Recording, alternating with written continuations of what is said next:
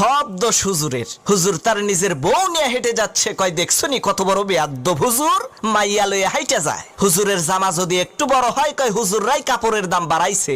ছোট হইলে কয় টেডি হুজুর, পেট বড় হইলে কয় পরের বাড়ি খাইতে খাইতে পেটটারে জাহান্নামের তাগারি বানাইছে।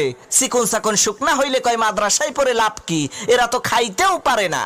দাওয়াত খাইতে যাইয়া একটু বেশি খাইলে কয় হুজুররা পরের খাওয়ান পাইলে এইরকম একটু বেশিই খায়। কম খাইলে কয় হুজুর আজকে আর কয় জায়গা দাওয়াত আছে।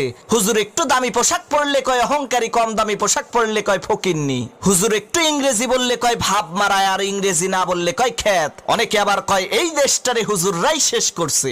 অমুসলমান, কুত্তা মরে, ছাগল মরে, বিড়াল মরে, জানাজা হয় না। এই বাংলার জমিনে যদি ওলামা একরাম না থাকতো, তোমার মরণটাও কুত্তার মতো জানাজা ছাড়া হইতো। আরে তোমার বাপ মায়ের বিয়েটা যদি হুজুর না পড়াইতো, তাহলে তো তুমি হারামজাদা হইতা, নাজায়েজ জারজ সন্তান হইতা। তোমার